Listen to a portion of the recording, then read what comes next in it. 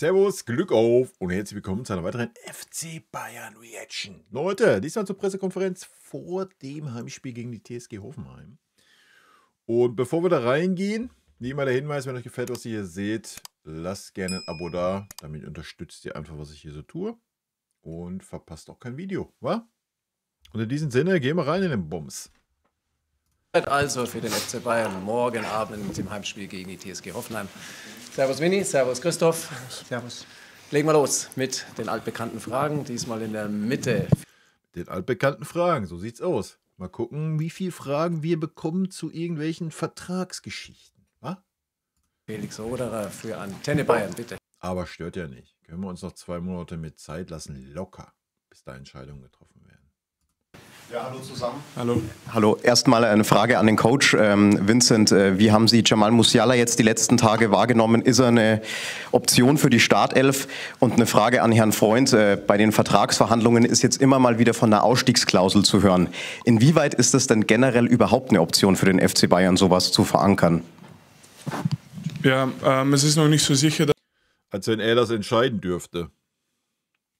Aber ich bin mal gespannt, was er dazu sagt. Dass er überhaupt dabei ist morgen, aber wir schauen uns das an im Training heute und wenn er schon im Kader dabei sein könnte, dann ist es für uns schon sehr, sehr positiv. Ja. Aber erst nochmal Abschlusstraining und dann wissen wir mehr.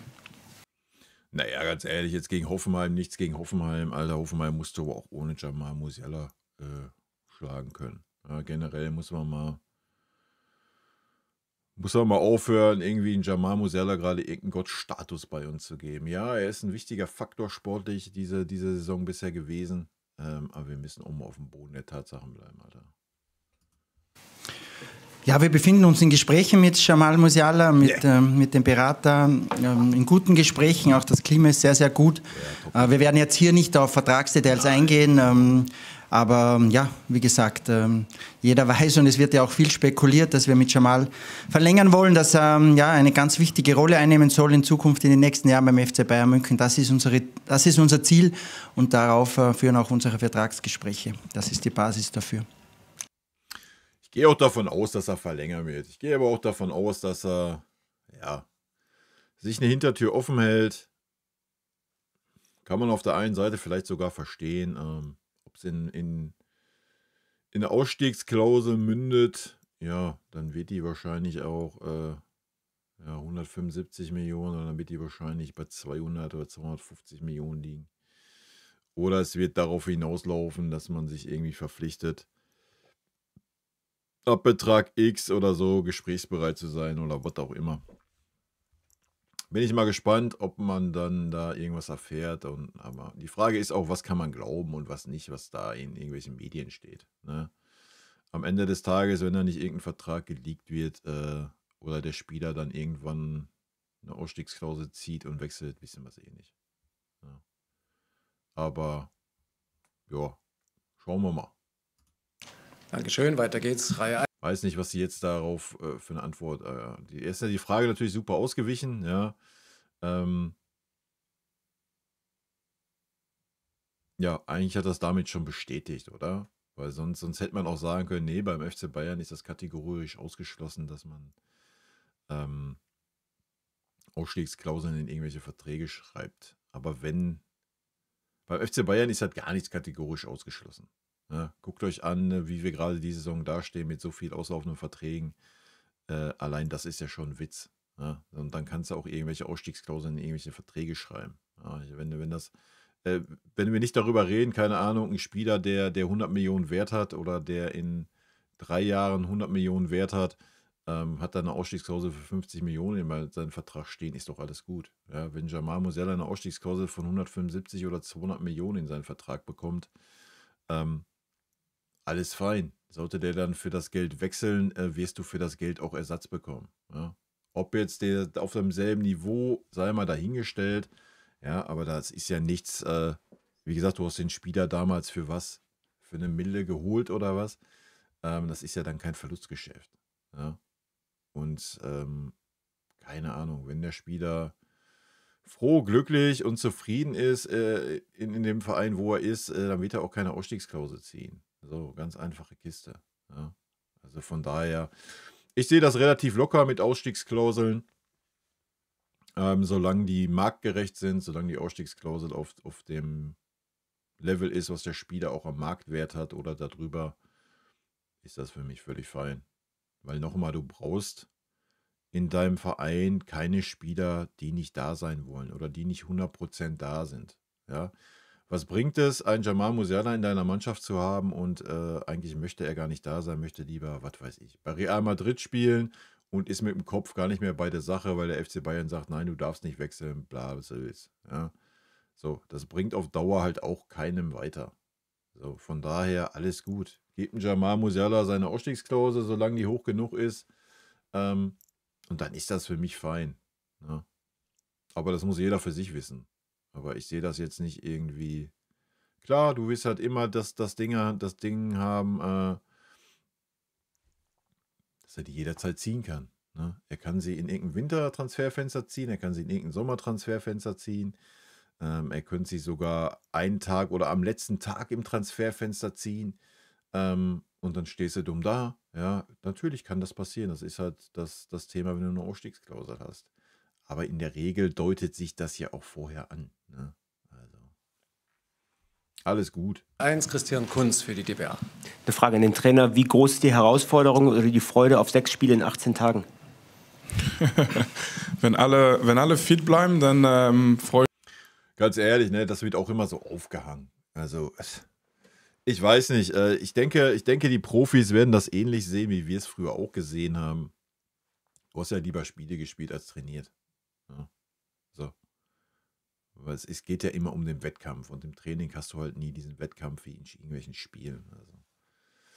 Klar, die haben natürlich Reisestrapazen und so ein Gedöns, was wir vielleicht früher nicht so hatten, aber trotzdem wollen die Spieler spielen und die werden sich schon darauf freuen. Freue ich mich schon auf diese 6 Spiele, weil wir letztendlich auch, das ist, was wir uns wünschen, viele Spiele, viele Möglichkeiten, was zu erreichen. Und ich weiß, es ist immer ein Thema, wie Druck dieses Programm jetzt ist und werden kann auch. Aber das haben wir schon immer gehabt beim FC Bayern.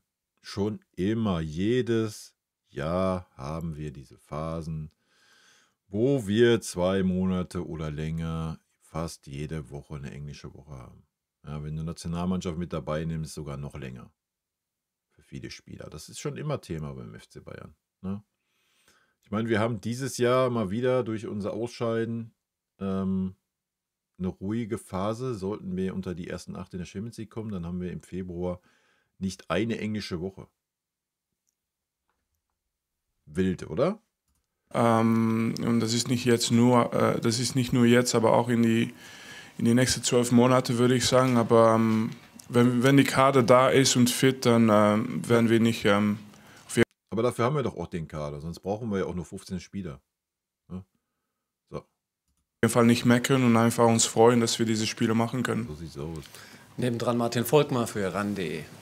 Herr Kompany, Sie sind jetzt schon Herbstmeister oder Halbzeitmeister und statistisch gesehen wird man dann meistens auch deutscher Meister. Also was bedeutet Ihnen das? Ja, statistisch gesehen.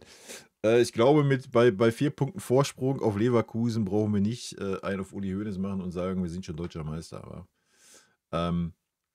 wir warten mal ab, wie wir weiter reinkommen.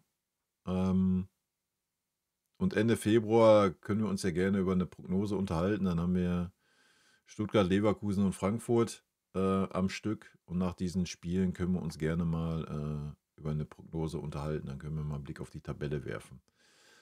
Ich wage zu behaupten, dass es ein spannender Zweikampf bis zum Ende wird. Wir werden es sehen. Wie blicken Sie zurück auf die Hinrunde und vielleicht wie schwer wird Hoffenheim nochmal morgen eigentlich als Kellerkind im Moment? Kann ich auf Englisch auch antworten? Yeah. Yes. Of course. I made a little overview about the first round. I thought in the last press conference where, I think it was a balanced opinion on the first round. I thought, like I said, we showed in many occasions that we were able to be dominant. Not just In the way the game in Spielverlauf, yeah. So I'm having to translate to German now. I'm having a problem with it. But not just in this, but I think as well statistically, if you look at the underlying numbers of everything we've done in the first half of the season, we've been pretty strong. But of course, I think what I like as a coach is always to work on the things we can still improve. And I mean, for that means you have to win every game, and we didn't win every game. So sometimes it was because of a little bit of bad luck. Sometimes it was because of our own doing, of our own faults. So that's something we want to improve now. Ja, aber jetzt auch nicht so oft, ne? Also wir spielen schon guten Fußball, Alter. Ja. Jeder, der an unserem aktuellen Fußball irgendwas rumzumeckern hat, Alter, denk einfach mal ein halbes, ein Dreiviertel oder ein Jahr zurück und denk mal an Torel-Fußball. Wir spielen einen guten Fußball. Ja, das muss man mal ganz klar sagen. Da gibt es gar nichts dran zu meckern. Auch wenn wir hier über einzelne Spieler reden oder meckern, dass unsere jungen Spieler nicht eingebunden werden. Wir spielen einfach einen guten Fußball. Ja, und das ist doch erstmal das Wichtigste. Second part of the season, I think the biggest thing though, if we can look at the first part of the season as something positive, then we have to look at the second part of the season as a mentality thing where we just have to go in with the same hunger. I think in the first part of the season, what you saw was the hunger of a disappointing season before. And that needs to live from now until the end of this season and again in the next season and so on and so on. And that we need to keep. And I thought we showed that against Gladbach. We showed that against Salzburg in the friendly game as well. For me, that's important as well. Not to go in a friendly game like, oh, it's just a friendly game, to have a certain attitude towards it.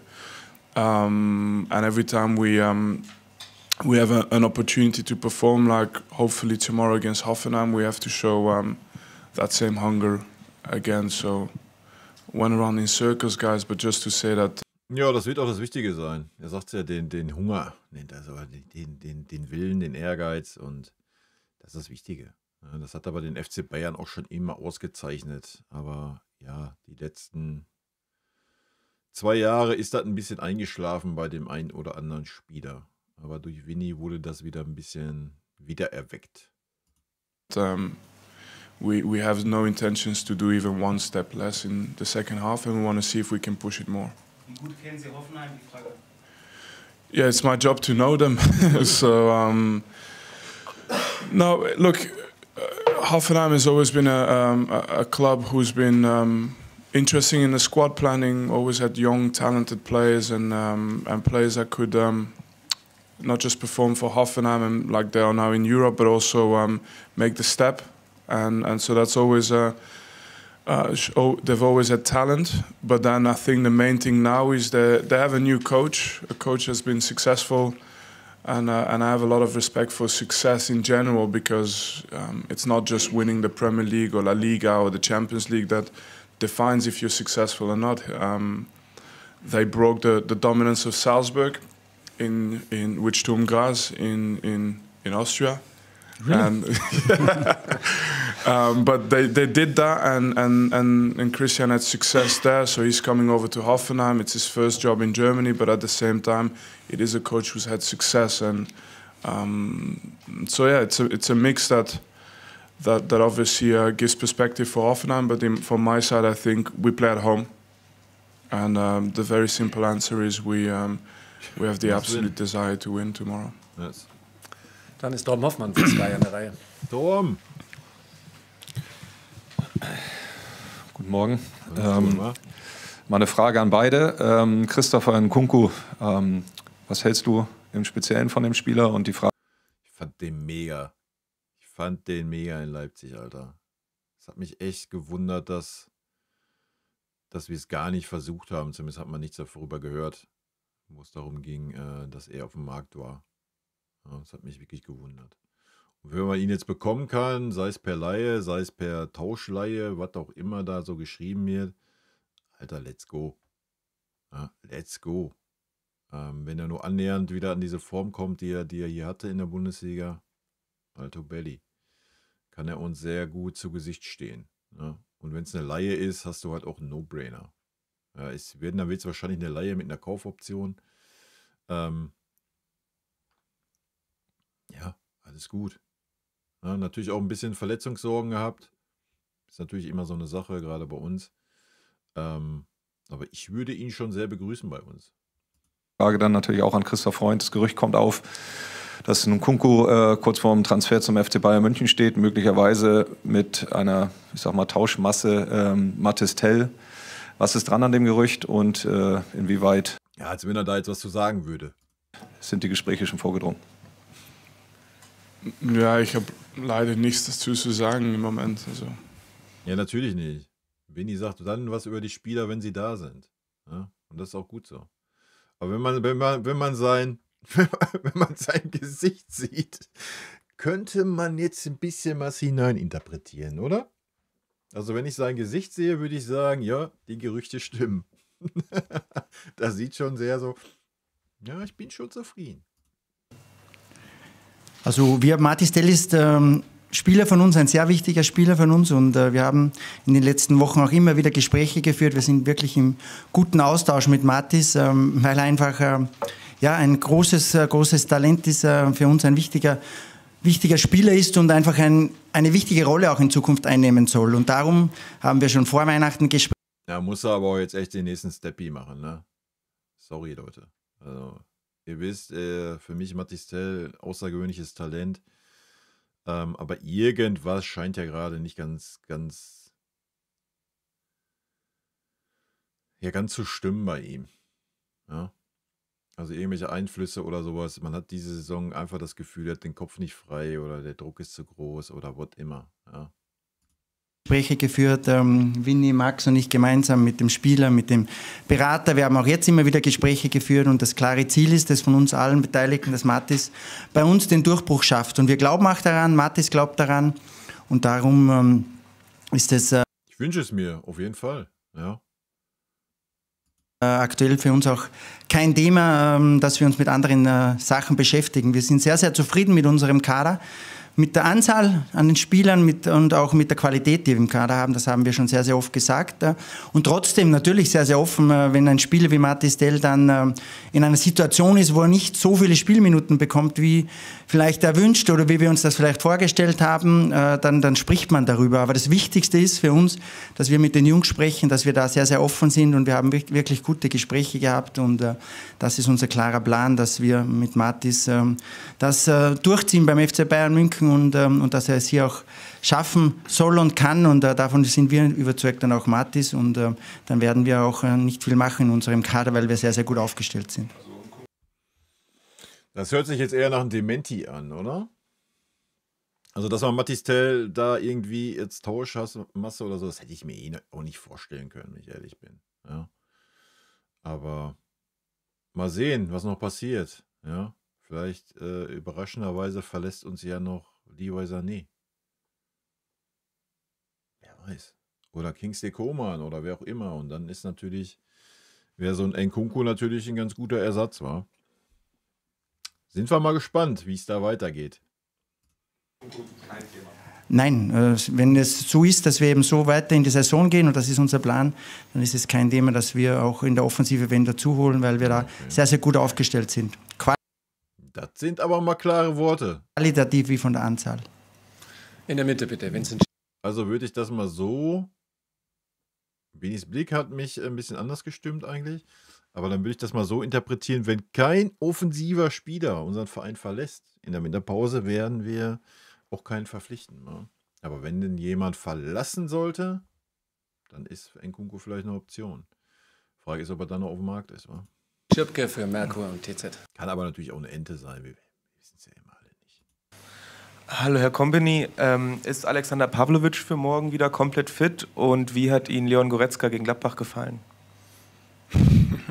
Leon war Die Leistung gegen Gladbach war einfach gut und das macht es einfach. Wie gesagt, nach dem Spiel habe ich das auch gesagt. Das bedeutet, wir sehen wieder Leon und Josh. Macht es einfach, jede Spiele zu loben, weil die haben sich das verdient. Und letztendlich, es geht über eine Spieler oder die andere, nicht beide zusammen, weil ich weiß, was sie versuchen damit mit dieser Frage. Wichtig für mich ist einfach, dass im Moment, dass wir die Karte nutzen Und Leon haben wir gebraucht, hat es überragend gemacht. Das ist die Wahrheit. Und das heißt nicht, dass eine andere das nicht so gut gemacht hat. Es ist einfach so, wir haben viele Spieler gehabt bis jetzt, die gut geleistet haben. Und das wollen wir weiter haben. Wer morgen spielt oder übermorgen oder in den nächsten 10 Spielen, ist eigentlich für mich nicht so wichtig. Ist, dass einfach die Leistung von der Mannschaft stimmt. Und das muss bleiben. Der war wieso wieder fit? Ich wollte gerade sagen, die denken jetzt, er war nicht fit, weil Leon Goretzka gespielt hat, oder was? Er war ja fit. Er hat halt einfach nicht gespielt. Der hat schon 4 Spiele gemacht. Was? War Pavlovic krank? War er krank? Schon länger her. Nein, er war fit. Ja, aber manchmal haben sie Info, das ich sogar nicht habe. Deswegen. Wir wissen es nicht, ne? Ich hoffe nicht, dass er krank ist. Der Kicker weiß alles, Mario Krischel. Oh, das weiß ich nicht. Viel Druck jetzt. Jetzt Druck. Nee, eine Frage zu Michael Olise. Ich habe vor 2-3 Monaten, habe ich schon mal gefragt, weil wir so richtig schlau aus dem Menschen Michael Olise nicht werden, weil wir sehen ihn ja nicht so oft. Jetzt haben wir in den letzten Wochen... Was mal für eine positive Abwechslung im Profifußball, wa? Auch ein paar Mal lachen sehen, was ja relativ ungewöhnlich ist für ihn. Wie nimmst du ihn wahr? Also, hat er nochmal irgendwie einen Sprung gemacht? Fühlt er sich wohl? Kommt er gut klar mit den Teamkameraden? Und natürlich auch seine Wort zu seinen Leistungen.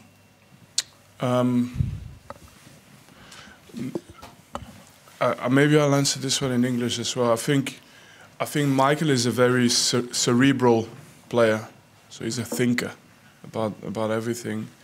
But behind all of this is it's just like every player we have at the moment in the team is just a player who's enjoying his football, working hard, because again behind this cerebral and sometimes you look a little bit and it's funny to see that he does every now and then has his individual moments, let's put it this way, not just on the pitch.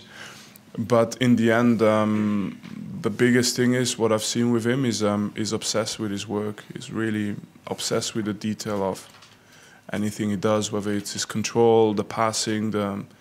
So as a coach, I think it's. But we have a few players as well who. Nochmal schnell einwerfen, dass wir auch noch andere Spieler haben, die auch so wissbegierig sind, ja? Bevor wir ihn zu sehr outstanden. Was auch richtig ist. Who don't just accept the first sort of directive, but want to find out more and want more. So as a coach, you always have to be 100% sure of what you tell them to make sure it's right. But it's very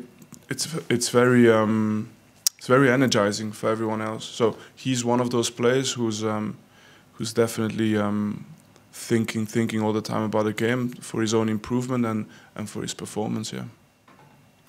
Florian Schimak für Merkur TZ Online. Eine Frage an Herrn Freund. Morgen geht es gegen die TSG Hoffenheim. Da ist ja auch ein ganz interessanter Spieler dabei mit Tom Bischoff. Da gab es auch Gerüchte.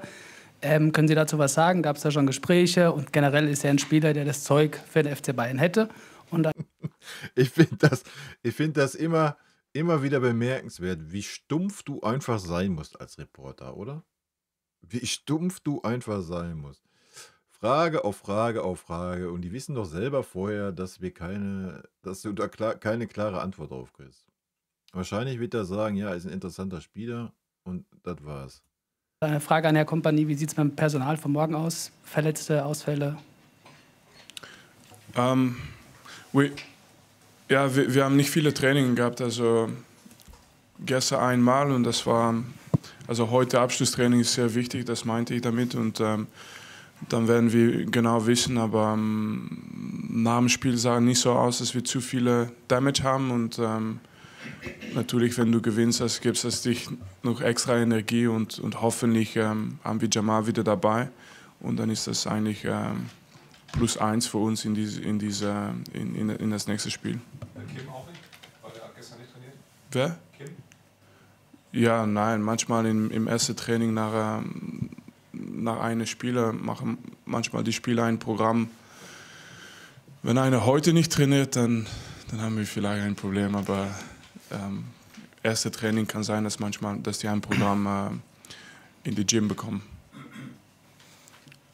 Ja, Tom Bischoff ist ein junger deutscher Spieler, der sich sehr gut entwickelt, sehr gut die letzten Monate gespielt hat. Wir kennen ihn natürlich, das ist auch unsere Aufgabe als Verantwortlich vom FC Bayern München. Aber ist jetzt aktuell nicht das große Thema. Wir wollen morgen das Spiel gewinnen. Morgen ist es so, dass er gegen uns spielt. Wir wollen morgen als Sieger vom Platz gehen. Das ist unser wichtigstes Thema. Grundsätzlich ist es natürlich aktuell so, dass sehr viel spekuliert wird. Es ist Transferzeit. Für Winter ist das sowieso kein Thema. Aber auch mit den Verlängerungen, ich will nochmal sagen, es wird ja jetzt viel geschrieben, es wird viel spekuliert. Aber das Wichtigste für uns ist jetzt auch in den nächsten Wochen einfach, dass wir die Spiele gewinnen. Und dafür haben wir eine richtig gute Energie, richtig gute Stimmung in der Mannschaft und parallel. Ja, da ist man aber selber schuld, dass so viel spekuliert wird jetzt. Ja, man hat sich ja selber in diese Lage gebracht. So, da muss man sich jetzt auch nicht beschweren. So ist halt die heutige Medienlandschaft. Der FC Bayern ist schon immer die Mannschaft, die am meisten Interesse weckt. Und wenn da natürlich Verträge von Kimmich auslaufen, von Sané auslaufen, Manuel Neuer, Thomas Müller ein Thema sind, ein Thema Musiala 1,5 Jahre vorher aufgemacht wird, dann sind das natürlich die Themen, die Woche für Woche gefragt werden und wo irgendein dummes Zeug in irgendwelchen Zeitungen steht, weil Zeitungen irgendwelche Klicks haben wollen. Ja. Ob das dann stimmt, das ist ja, was ich sage, sei doch mal dahingestellt. Na? Wenn das keine Aussagen von irgendwelchen Beratern sind, von den Spielern oder von dem Spieler selbst, Leute, da wissen wir doch nicht, wie viel Wahrheit da dran ist. Ja. Haben wir schon oft genug erlebt, dass der und der Spieler ja eigentlich schon beim FC Bayern war und der FC Bayern hat mit dem gar nicht gesprochen. Ja. Also, wir können das alles wahrnehmen, wir können das hinnehmen, wir müssen aber auch nicht in jede Spekulation damit reingehen oder das glauben. Du musst einfach auf den Verein vertrauen, was gerade ein bisschen schwer ist, weil er uns überhaupt erst in diese Lage gebracht hat mit den vielen auslaufenden Verträgen.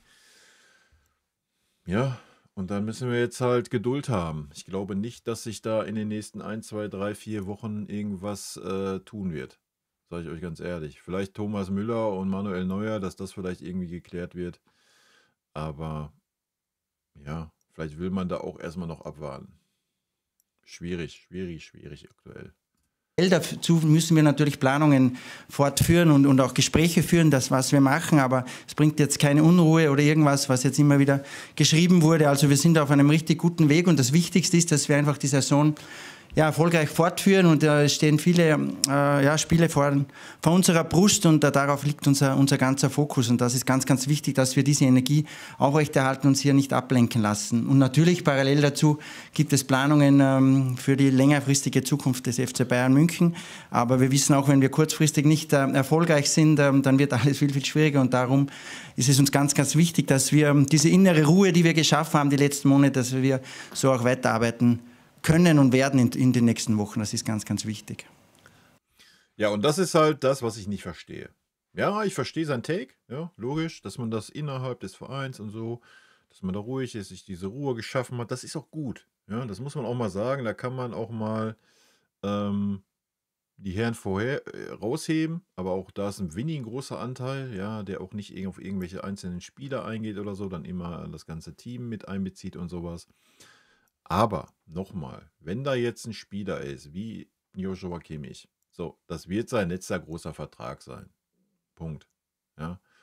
Dann hast du einen Spieler wie ein Jamal Musiala, für den es jetzt darum geht, wo sehe ich mich, wo sehe ich meine Zukunft in den kommenden 3, 4 Jahren. So. Das sind natürlich Spieler, die sich Gedanken machen und das sind natürlich auch Spieler, die begehrt sind. So. Ja. Gut, bei Musiala darf jetzt eigentlich offiziell kein anderer Verein anfragen, aber wir wissen auch alle, wie der Hase läuft. Bei Joshua Kimmich darf jeder ihn jederzeit anrufen und ja, dasselbe beim Fonzie Davis. So. Und ich glaube schon, dass das dann einen Spieler beschäftigt. Ja. Und da spielt es keine Rolle, ob man innerhalb des Vereins Ruhe hat oder nicht. So, der Spieler wird ja auch nicht dann zum Training kommen und sagen, ey, wisst ihr was, der FC Barcelona hat mich heute angerufen oder Real Madrid hat mich angerufen oder der und da könnte ich 30 Millionen verdienen und bla und Sylt. So, das macht ja auch keiner, aber natürlich wissen das ja die Spieler. Die werden nicht direkt den Spieler anrufen, sondern den Berater, das ist mir schon klar, aber der Berater wird das ja dem Spieler mitteilen. So, ja. Der Spieler wird vielleicht gesagt haben, pass mal auf, wenn mich hier die und die Vereine kontaktieren, kannst du mich gerne anrufen, alles andere kannst du ignorieren. Aber es wird so sein. Ja. Und dann wird man sehen, ob das einen Einfluss hat auf diese Spieler. Ja. Und das ist halt, das ist gerade eine Situation, ich meine, gut, lieber Sané, sind wir uns alle einig, kannst du auslaufen lassen, den Bums, wen interessiert. Aus meiner Sicht kannst du von C. Davis auslaufen lassen, hat er nicht anders verdient, meiner Meinung nach, aber das sehen natürlich auch einige anders, ist auch völlig fein. So, aber alles andere ist dann schon schwierig. Ja. Und dass man sich in solche Lagen gebracht hat, als eine der Top 5, Top 10 Mannschaften in Europa, ist eigentlich ein Unding. Ne? Ich glaube, wir haben noch 2 Fragen. Ja, Christian Kunz nochmal. Aber die Fragen und die Spekulationen werden ja nicht aufhören. Ne? Um das mal klar zu sagen. Die werden ja, umso länger das dauert, umso schlimmer werden die ja werden. Umso länger sich jetzt Musiala Zeit lässt, umso mehr Spekulationen werden kommen. Ja, ist er nicht zufrieden beim FC Bayern? Bla, Sylt, dasselbe mit Miosch und so weiter. Umso länger sich das jetzt zieht, umso hirnrissiger werden diese Spekulationen werden. Nochmal, weil Zeitungen, Online-Portale Klicks wollen, Verkaufszahlen wollen und dann werden die halt einfach irgendeine Scheiße schreiben. Ja? So ist das in der heutigen Zeit halt einfach. Ne? Und ja, du kannst ja irgendwie deine kleine Bubble haben, aber auch da, wenn da irgendwas Krasses stehen wird, was weiß ich, das sind Menschen, die sprechen da untereinander. Ja, keine Ahnung. Steht in irgendeiner Zeitung, ja, Joshua Kimmich steht in Verhandlungen mit dem FC Barcelona, dann könnt ihr mir doch nicht erzählen, dass mal irgendeiner im Training sagt, hey Josh, wie sieht's denn aus? Wie ist denn die Lage bei dir? Ja, natürlich. So. Und ist ja schön, dass man sich da ein bisschen schön redet mit seiner Bubble und so weiter, mit seiner Ruhe innerhalb, aber ja, solange da die Sachen nicht geklärt sind, werden das Themen sein. Wahrscheinlich mehr bei uns wie innerhalb, aber auch innerhalb. Ne? Je nachdem, was da wie kontaktiert wird. Also, das wird immer einen gewissen Einfluss haben. Die Frage ist, ob sich ein Spieler davon beeinflussen lässt oder nicht. Weiß ich nicht. Bei so einem Kimmich glaube ich jetzt nicht. Der ist erfahren genug. Der wird eine Vorstellung haben, vielleicht seine 3, 4 Vereine, wo er vielleicht ins Grübeln kommt, wo er hingehen könnte, wenn da Anfragen kommen. Ob ihn das dann irgendwie negativ beeinträchtigt oder nicht, wird man sehen. Bei dem einen oder anderen Spieler sieht das schon anders aus, denke ich. Auch eine Frage an Herrn Freund. Gestern wurde Ibrahimovic nach Lazio verliehen. Wie ist so der Langfristplan mit ihm? Ja, Ari, auch mit Ari haben wir einige Gespräche geführt, einfach die letzten Wochen, weil er die letzten Wochen und auch die letzten 2, 3 Monate richtig gut sich entwickelt hat. Auch im Training, wenn man... Das ist immer, was ich meine, Alter. Da sind wir wieder bei dem Thema aus dem Livestream gestern. Ja, hat sich richtig gut entwickelt die letzten 2, 3 Monate. War ganz nah dran, kommt wahrscheinlich gleich noch. Blasels. Wenn dem doch so wäre, warum stellt man den Spieler dann nicht auf? Warum stellt man da einen beschissenen Leroy Sané hin, Alter, der immer den Eindruck macht, als ist ihm alles scheißegal, wie ein bockiges Kind übers Feld stapft. Warum spielt dieser Spieler dann die ganzen letzten Wochen? Warum hat man da nicht gesagt, pass mal auf, Junge, du hast super trainiert, du hast dich super entwickelt, komm, rein. Okay, das muss man vielleicht nicht dann gegen Gladbach machen, ja, aber dann hätte sie ihm doch wenigstens im Testspiel, gut, Testspiel war wahrscheinlich dann schon irgendwelche Verhandlungen mit Lazio, deswegen hat er wahrscheinlich da nicht durchgespielt. Aber schon vorher, ja, es gab so viele Möglichkeiten in irgendwelchen Spielen dann die Jungen mal reinzuwerfen, ob es Pauli ist oder sonst was. Ja, wenn die sich doch alle so toll entwickeln, dasselbe mit dem Adam Azno, was wir gestern hatten, das Thema. Ja, warum ignoriert man die dann? Ja, dann gibt den Jungs doch auch die Chance, sich zu zeigen beim FC Bayern. Und vielleicht macht's direkt Bäm, Alter. Ja? Das verstehe ich halt immer nicht. Das kriegen wir einfach nicht hin. Da fehlen uns einfach die Eier. Ja?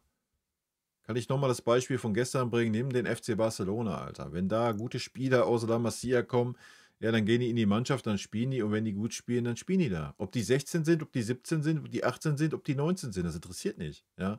Und bei uns immer so, oh ja, das ist ein super junger Spieler, ja, der braucht noch Entwicklungszeit und der muss erstmal woanders hin und dann gucken wir mal und wenn er dann 23 ist, dann schauen wir mal, wie der Stand ist.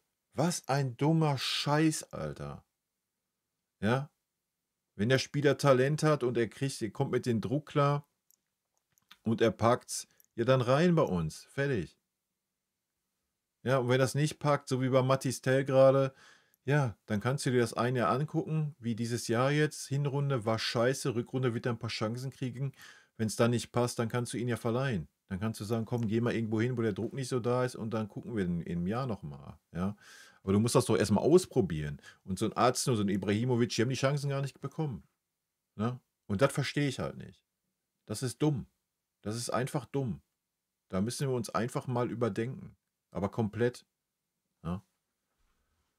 Man gesehen hat, wie er Gas gegeben hat, wie er immer näher rangekommen ist an die Mannschaft. Das hat richtig Freude gemacht. Was ich gerade sage, ist immer näher rangekommen, war ganz knapp dran. Und wir gucken uns den Leroy Sané an, Alter. Ein Spieler, der bei uns ausgebildet wurde, der noch sehr jung ist, aber auch schon einmal verliehen ist sehr jung, deswegen können wir den nicht aufstellen. Deswegen kannst du den so Leroy Sané nicht vor die Nase packen, wenn der keine Leistung bringt. Das geht nicht. Ja? war. Und jetzt gab es diese Möglichkeit, der Trainer von Lazio Rom wollte ihn unbedingt, es gab richtig gute Gespräche und ich glaube, wir haben jetzt eine gute Situation geschaffen, dass Ari hoffentlich dort viele Minuten bekommt, viele Spiele macht und sich gut weiterentwickelt, auch auf einem wirklich guten Level. Lazio ist ein großer Verein in Italien und wir trotzdem ein Konstrukt geschaffen haben, dass wir weiterhin mit ihm planen, dass wir Ari weiterhin selber bestimmen können, ob er beim FC Bayern München Spieler sein wird in Zukunft. Und das ist auch unsere Hoffnung und unser Plan. Und dafür ist Lazio, glaube ich, eine sehr, sehr gute Plattform, weil es ja schon ein sehr, sehr guter Verein ist. Darum sind wir... Und das kann man nicht selber machen, ne? Was ich gerade sagte. So, das ist doch das Trauerspiel, Alter. Das ist das Trauerspiel. Wenn er die Qualität hat und alles, ja, let's go.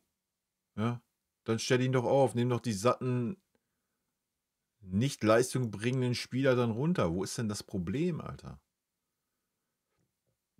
Ja, das Problem ist, dass wir das noch nie getan haben. Wir haben die noch nie in Frage gestellt. Und wir sind immer diese weichgespülte, oh ja, nee, das können wir nicht machen, weil da ist ja ein Leroy Sané, der verdient 20 Millionen, den darfst du nicht in Frage stellen. Da ist ein Kingsley Coman und da ist ein Serge Gnabry, die darf man alle nicht in Frage stellen. Alter, ich kann es nicht mehr, Alter. Gut, ein King hat gerade eine gute Form, alles fein, ja. Aber ihr wisst, was ich meine. Das haben wir seit 3 Jahren, Alter. Guckt euch doch an, welche Spieler wir weggeschickt haben. Die bei irgendwelchen anderen Vereinen auch auf hohem Level gut spielen. Ich kann es halt nicht mehr hören, dieses dumme Gelaber, Alter. Wir müssen endlich mal die Eier finden und zu sagen, jo, war damals beim Musiala nicht anders. War jetzt beim Pavlovic auch nicht anders. Ja? Den musst du dann halt einfach spielen lassen. So. Warum kriegen wir das nicht hin auf den Außenpositionen? Warum nicht? Ich bin überzeugt, dass das jetzt eine gute Leihe ist und wir werden ihn, ja, sagt man immer so, sehr, sehr eng verfolgen, aber das ist auch so. Und ich bin gespannt die nächsten Monate, wie er sich dort entwickeln wird. Und dann der Kicker nochmal, Mario Krischl. Ja, noch eine Frage an den Trainer. Zu Joao Palhinha und Hiroki Ito sind ja beide. Und dann ist es so, dass er da performt und liefert und weil er sich wohlfühlt und alles und geschätzt wird und sonst was. Und dann, oh ja, top entwickelt, den holen wir zum FC Bayern zurück und dann funktioniert er da gar nicht, oder was? Ja, wisst ihr, was ich meine? Das ist ja gut, ja, wenn man wirklich meint, so, der kriegt keine Spielzeit bei uns, verleih ihn, das ist ja fein. Ne? Aber wer sagt dann, besser, wenn er dann zurückkommt, dass es beim FC Bayern funzt? So. Also warum schickst du den Spieler weg, wenn er doch ach so gut und ach so nah dran war? So, dann test ihn doch beim FC Bayern, dann weißt du doch direkt, ob er es beim FC Bayern packt oder nicht. Und wenn er das nicht tun sollte, ja, dann gehe ich mit, ja, dann verleih ihn doch ein Jahr. Ja, lass ihn ein bisschen reifen, lass sich ihn woanders entwickeln. Ja, fein. Aber probier es doch wenigstens mal aus, Alter. Aber das bekommen die Spieler nicht bei uns. beide wieder im Lauftraining. Gibt es da schon irgendwie eine Perspektive, wann die wieder eine Option sein könnten, auch fürs Mannschaftstraining?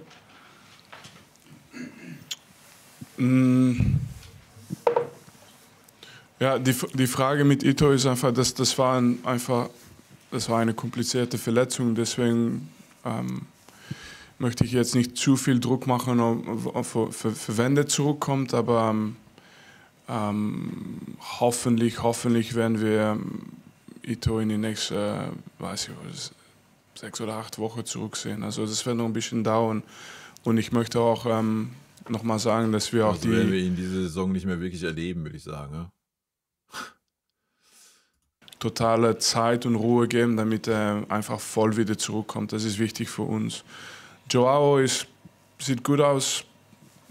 Könnte sein, dass er kurz dabei ist. Und wir haben natürlich viele Spiele und dann sieht es natürlich immer aus, als ob das ein bisschen lange dauert. Aber es könnte sein, dass er vielleicht schon in den nächsten 2-3 Wochen wieder voll dabei ist. Und das ist auch positiv für uns, dass wir einfach wieder eine volle Kader haben und hoffentlich passiert nichts in den nächsten Spielen, aber trotzdem die Möglichkeit ist da und deswegen ist es wichtig, dass alle zurückkommen. Aber ich glaube, wir sind nicht so weit entfernt von einer guten, gesunden Kader. Oh. Ja. Das hören wir ja öfter, ne? Und dann fallen wieder 1-2 aus, leider. Stani ist schon ganz nah dran. Sehr nah dran. Dann haben wir es. Danke, bis morgen. Servus. Danke, ciao. Servus. Ja, das war die PK, Leute. Ich wünsche uns mal ein gutes Spiel morgen. Mit natürlich hoffentlich einem positiven Ergebnis für uns.